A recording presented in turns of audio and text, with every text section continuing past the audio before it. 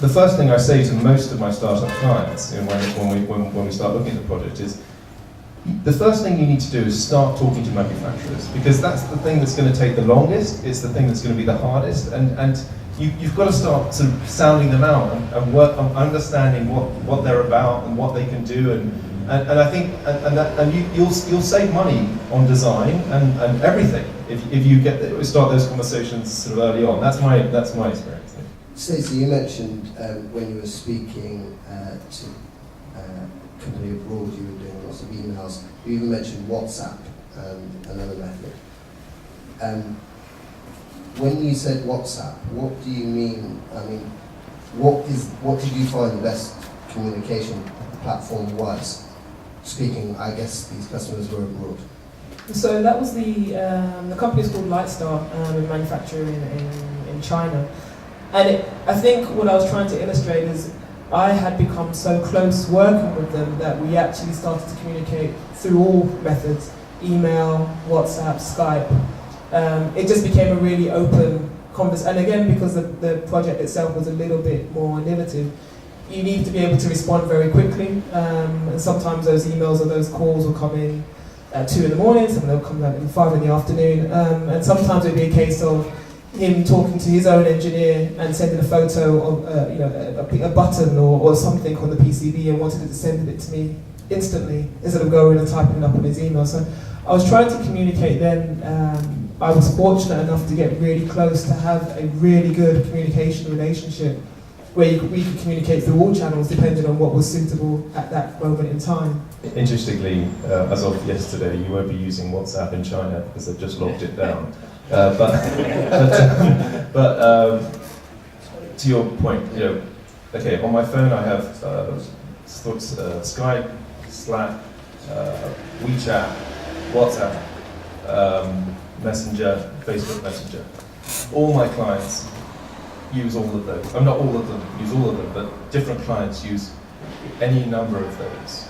And to your point, the relationship with your client, because email is clunky, let's be honest.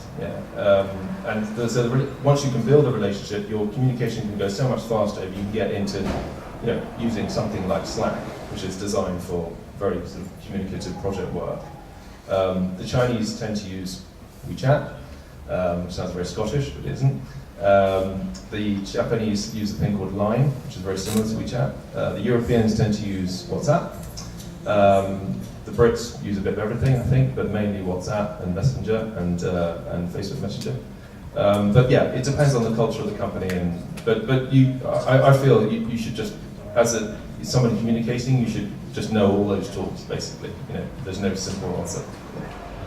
If a customer or a client came to you with a project and you had 5 different components of one product that you had, so you were designing a product that had 5 components, and they all required different manufacturing processes, injection molding, CNC, and casting or something. How would you go about it? Typically, a client comes to us with manufacturers lined up, or they are a manufacturer.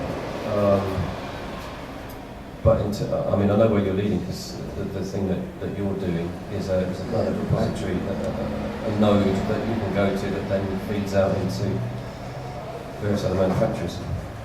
We do procure things on behalf of our clients. We work for pharmaceutical industry, so lovingly I term them drug pushers.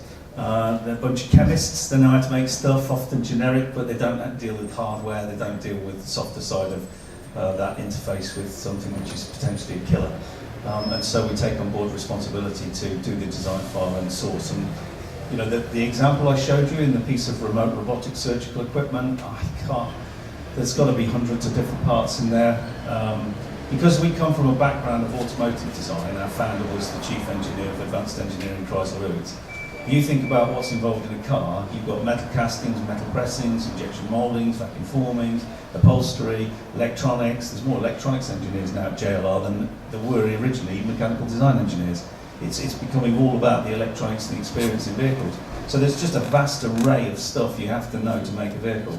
And we've got a network of people we've used in the past, the prototype houses, and again, because of the Formula One and stuff around us, we've got access to all sorts of advanced processing techniques. They're literally optimizing load paths on a computer and then physically growing those metal parts from powder, titanium printing and things like that now. And you just basically, we have to know lots of different ways to do stuff. And we have to reasonably understand it to make it economically viable. So how we've got to that point, I don't know. It's just years of doing it. Do you find that it's generally sort of technology out, product out, drive, rather than we've researched our sorry, I'm not I've got to say researched this. our market and I haven't identified we're not doing this that we need to be doing if we're going to get ahead? The big thing for me, customers, consumers do not give a shit about technology. They only care about what it does for them emotionally. So if technology enables something to be simple, great. But there's very few people who can explain how that really works. I think that's why I made the distinction that I'm not working in the B2C area, so it's quite different. I came to this meeting having come across design for manufacturing as a concept, but in a very different way. So I've worked with a company who have a new compressor design, and they're an R&D company, and they are licensing that. Now they've been working with their partner manufacturer who is into new manufacturing methods and winning business back off China because they're doing it smarter. Yeah, that's And what I'm targeting with. Yeah, they've been working with the engineers at this company to make sure that that spigot goes in the right place so that you get a good, smooth, low-cost, fast manufacturing process. It's slightly different to what I've experienced here, which has been very interesting. Well, because in the case of a pump, for example, there's lots of humans involved. There's lots of stakeholders, as we might call them, and one of those people is the installer, for example. And you can improve a pump. You can have innovations in not just the way you pump whatever it is you're pumping, fluids or gases or whatever it is, but the way this is installed. Word of mouth goes around through different contractors and installers, and if you design a better light switch that electrician can fit in like 3 seconds over the other ones, then people are going to take notice, and that could be, because a guy can still charge 100 quid an hour, whatever it is, but be out the door on another job, so they can. There's benefits. It's all about benefits. And do you get brought in on those kind of jobs? Is that something that companies that are doing that go out for design advice on?